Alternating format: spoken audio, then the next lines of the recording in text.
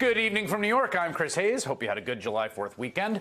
We are rapidly approaching the real, actual, serious for now start of the 24 Republican primary. The first RNC debate is next month in Milwaukee, where the Republicans will also hold their 2024 convention. And while it's still too early for any real predictions about who voters will choose or how this is all going to play out, right now, speaking as of today, it does look like Donald Trump is way ahead of everyone else. And that's in large part because Florida Governor Ron DeSantis, who was initially hyped up as the candidate who could take on Trump, has seen his poll numbers tank. Just look at the polling averages since the start of this calendar year. DeSantis' line should come with its own slide whistle. He's almost 30 points behind Trump in an average of the national polls. Even a top official at a pro-DeSantis super PAC recently conceded the Florida governor's campaign has been a bust so far.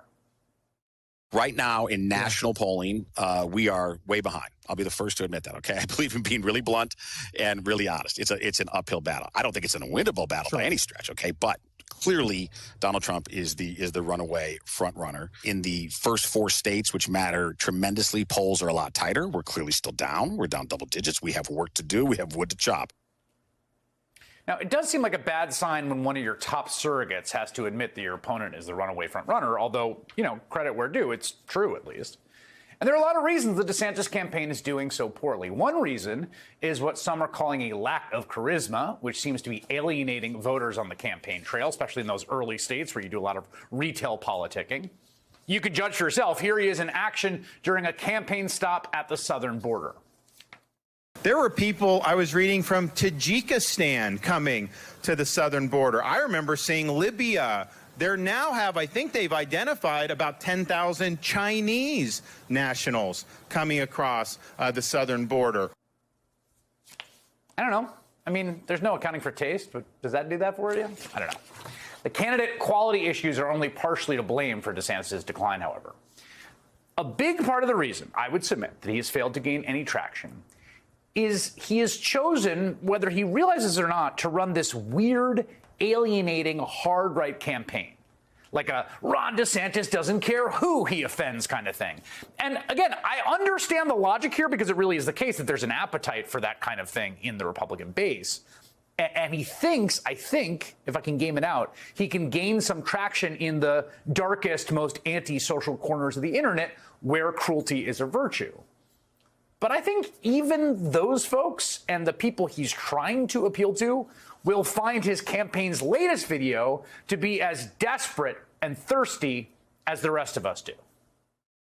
I will do everything in my power to protect our LGBTQ citizens. If Caitlyn Jenner were to walk into Trump Tower and want to use the bathroom, you would be fine with her using any bathroom she chooses. That is correct. In the future, can transgender women compete in Miss Universe? Yes. Make America great again. Psych!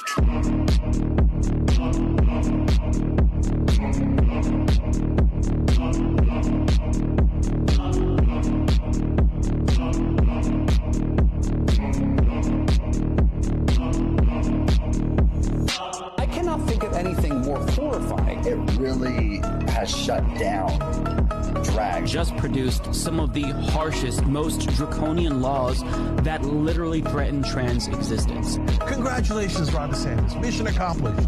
You win.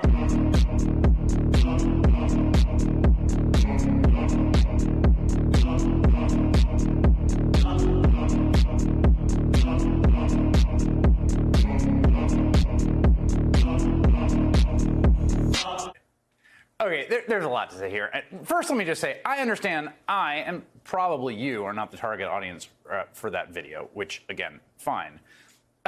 But everything about it is just so strange and so entirely alienating. I mean, yes, it's bait for folks like me, right? Oh, the liberals, including me in that video, they don't like Donald DeSantis, therefore you should like him. But again, that's lost underneath the crushing weight of the sheer effort of the uber online Twitter nerds who came up with this, who cannot or will not understand how to act and interact with other people like a normal person. In fact, I would go so far as to say that most people are not even the target audience for this video. I mean, even most Republicans are not the target audience for this video. When you're trying to compare yourself favorably to the serial killer from American Psycho, you may have lost the thread a bit. When you've hired campaign staffers, one of whom tweeted the video, who have lauded praise on Holocaust denier Nick Fuentes, right? Who like to hang out in the parts of the internet where people impress each other with how much of an edgelord they are and how they're never going to get married or have any kind of romantic relationship. Well, maybe this is the kind of campaign you end up running.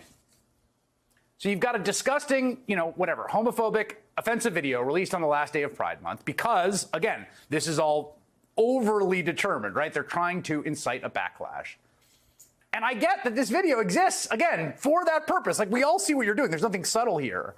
But again, even on its own terms, I think you missed the mark. My strong instinct is that even to the base, this comes across like Jeb's infamous please clap moment. Like, look at how edgy we are. On that show where Steve Cortes admits DeSantis is behind it by a mile, the host did an informal and unscientific survey of his very online listeners. Oh, it's Crypto Lawyer, of course, which had Trump trouncing DeSantis by 60 points. So he's not even winning over the kind of hyper-engaged Twitter people he's targeting.